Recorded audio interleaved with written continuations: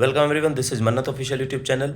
CPCB का आपको exam schedule बताया गया है कि आपका एग्ज़ाम 21 जून और 22 जून को होगा। डिफरेंट पोस्टें हैं, 1 घंटे का भी एग्ज़ाम है। कुछ पोस्ट ऐसी हैं साइंटिफिक साइंटिस्ट की पोस्टें जिनका एग्ज़ाम आपका 2 घंटे का होगा।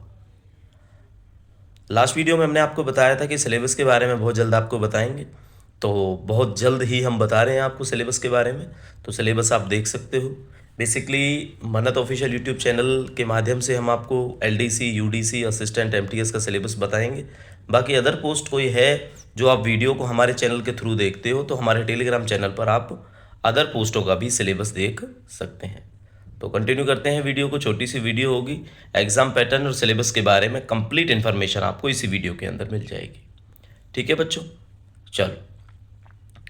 तो देखो, टाइप ऑफ क्वेश्चन की अगर बात आती है तो 4 चॉइस होंगी, नेगेटिव मार्किंग होगी आपकी।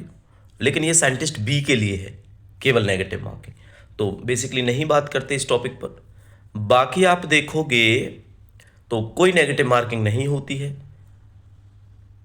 ठीक है, केवल साइंटिस्ट बी वाली पोस्टों में होपफुली ऐसे ही लिखा है, एससीबी का मतलब साइंटिफिक पोस्टें जो है, यानी कि यानी कि साइंटिस्ट जो पोस्ट है आपकी, उसमें आपको नेगेटिव मार्किंग देखने को मिलेगी, बाकी नेगेटिव मार्किंग देखने को नहीं मिलेगी। और जो न्यूमेरिकल एप्टीट्यूड होगा आपका, न्यूमेरिकल आंसर टाइप, आंसर एक साइंड रियल नंबर होगा which will be entered using a virtual numeric keyboard on the monitor. Keyboard of the computer will be disabled. Monitor आपको जो है कीबोर्ड है आपको वर्चुअली, यानी कि आपकी स्क्रीन पे दिखाई देगा। No choice will be shown for the kind of question. Answer may be an integer और decimal. While calculating, candidate are advised to round off at the end of the calculation, not at the intermediate stage. There is no negative marking. इस point को आपको मैं clear कर देता हूँ। इसका मतलब क्या है? इसका मतलब ये है, मैथ्स का कोई भी क्वेश्चन होगा, ऑप्शन नहीं होंगे उसके अंदर। उसके अंदर सिंपल सा क्या होगा, कैलकुलेट किया आपने, आपका आंसर आता है 11.5। तो आपने ये 11.5 को कीबोर्ड वहाँ पे स्क्रीन पे दिखाई देगा, क्लिक करोगे, 1.5 प्रेस करोगे और आपका आंसर पुट हो जाएगा। यानी कि आप खुद आंसर पुट करोगे, उसमें ऑप्शंस आपको देखने को नहीं मिलेंगे। कब कुछ एग्जाम होते हैं ऐसे जिसमें मैथ्स को इसी तरह से पूछा जाता है।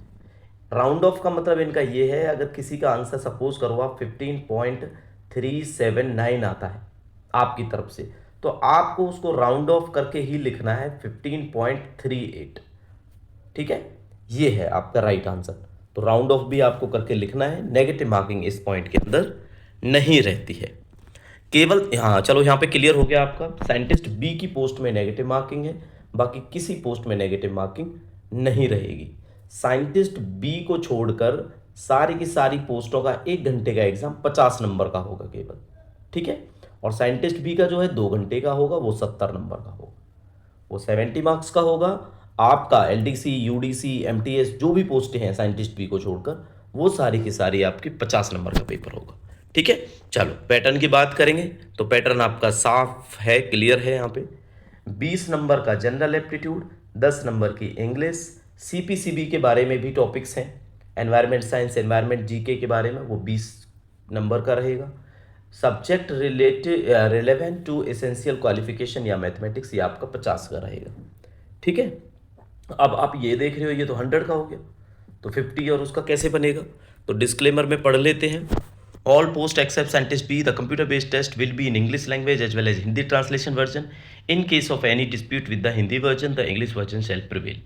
सीधी सी बात है। ठीक है, ये साफ साफ लिखा हुआ है इसका कि इंग्लिश लैंग्वेज के साथ साथ हिंदी का ट्रांसलेशन वर्जन भी आपको देखने को मिलेगा। लेकिन इंग्लिश के जो क्वेश्चन हैं वो आपको केवल इंग्लिश में देखने को मिलेंगे, या हिंदी के जो क्वेश्चन है वो केवल हिंदी में देखने को मिलेंगे। ठीक है, चलो। अब ये जो रेशो है, ये मैं क्वेश्चन नहीं बता रहा इसको, ये रेशो है। रेशो कैसे है? ये 50% आपको इनमें से देखने को मिलेगा और 50% आपको सब्जेक्ट कंसर्न देखने को मिलेगा। एक्चुअल में ये कहना चाहते हैं आप, ये मत समझना कि क्वेश्चन पेपर तो 50 नंबर का था और साइंटिस्ट वाला 70 का था, लेकिन यहाँ पे तो 100 नंबर का दिखाया हुआ है, तो 100 का नहीं है ये। इसका मतलब रेशो है 50% और 50%। चलो, क्लियर हो गया आपको। अब नेक्स्ट देखते हैं आपका साइंटिस्ट बी। तो साइंटिस्ट बी वाले बच्चे हैं वो अपना पैटर्न चेकआउट कर सकते हैं। ठीक है जी। नेक्स्ट आपका आ जाता है assistant law officer. Law officer वाले बच्चे देख लें इसको। साइंटिफिक असिस्टेंट एसएस वाले देख लें इस सिलेबस को। सीनियर टेक्निकल सुपरवाइजर है, ये आपका चेक कर सकते हो आप इसको भी, टेक्निकल सुपरवाइजर का हो जाएगा। इसके बाद असिस्टेंट की बात करेंगे तो देखो असिस्टेंट के अंदर क्या होगा, ऐसा ही कुछ एलडीसी यूडीसी में मिलेगा आपको देखने को कि सिंगल आंसर टाइप वाले 30 नंबर के 30 क्वेश्चन होंगे, मल्टी आंसर वाले 20 के 20 होंगे। इस तरह से आपका 50 नंबर का रहेगा। ठीक है, एमसीक्यू और एमएसक्यू में फर्क समझो। एमएसक्यू मल्टी आंसर क्वेश्चन वो होंगे या न्यूमेरिकल आंसर टाइप क्वेश्चन वो होंगे जिसमें से आपको खुद आंसर पुट करना है। इस तरह से आपको 50 क्वेश्चन देखने को मिल जाएंगे यहाँ पे। ठीक है, जनरल एप्टीट्यूड बेसिक वही होता है, वर्बल एप्टीट्यूड में इंग्लिश का बेसिक है, सीपीसीबी में एनवायरनमेंट के बारे में पूछा जाता है, और मैथमेटिक्स में क्लास 10वीं। तो ये न्यूमेरिकल आंसर टाइप जो है ये आपका 10th का मैथमेटिक्स है, उसको एक बार आप चेक कर लेना। 10th के मैथ का जो सिलेबस है वही इसमें पूछा जाएगा। ठीक है जी, चलो अकाउंट असिस्टेंट वाले देख लें बच्चे, अकाउंट्स वाले एज इट इज है पैटर्न, लेकिन अकाउंट्स का कुछ सिलेबस दिया हुआ है वो आप चेक कर लेना। ये सीनियर ड्राफ्टमैन के बारे में दिया गया है, ये जूनियर ट्रांसलेटर के बारे में दिया गया है। इसके बाद आपकी जूनियर टेक्नीशियन पोस्ट आ जाती है, जूनियर टेक्नीशियन के बाद सीनियर लेबोरेटरी टेक्नीशियन आ जाती है, असिस्टेंट आ जाती है, आपका है अपर डिवीजन क्लर्क। तो एज इट इज है बच्चों, ये मैंने आपको बताया था पहले ही, 30 नंबर का ये होगा और 20 नंबर का ये होगा। लेकिन थोड़ा सा सिलेबस देख लेते हैं नीचे, सिलेबस भी एज इट इज वही लिखा हुआ है।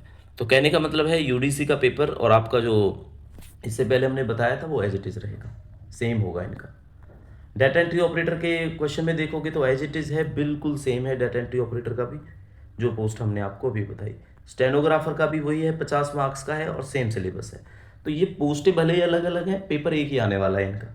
ठीक है, कंफ्यूज नहीं होना आप इस चीज़ में। जूनियर लेबोरेटरी टेक्नीशियन ये वो देख लें, लेबोरेटरी टेक्नीशियन वाले बच्चे। अच्छा, ये आ गया एलडीसी, तो एलडीसी भी एज इट इज़ है यूडीसी के, स्टेनोग्राफर के, डाटा एंट्री ऑपरेटर के। सिलेबस देखोगे तो सिलेबस भी बिल्कुल सेम है। एप्टीट्यूड पूछा जाएगा, इंग्लिश पूछा जाएगा, सीपीसीबी के रिलेवेंस में आपको एनवायरमेंट जी के पूछे जाएंगे, और मैथमेटिक्स का आपका एनसीईआरटी 10th का पूछा जाएगा। ठीक है, चलो फील्ड अटेंडेंट का है। फील्ड अटेंडेंट के बाद आप चेक करोगे मल्टीटास्किंग स्टाफ का है, तो मल्टीटास्किंग स्टाफ का भी एज इट इज़ एलडीसी है, लेकिन यहाँ पे मैथ का लेवल है वो डाउन है, बस इतना आपने याद रखना है। तो मैथ कौन से लेवल का है, मैथ इसमें 8th लेवल का है। और 10th लेवल का कहाँ पे था, 10th लेवल का आपका एलडीसी में था, यूडीसी में था, असिस्टेंट में था, डाटा एंट्री ऑपरेटर में था। ठीक है, वहाँ पे आपको मिलेगा ये।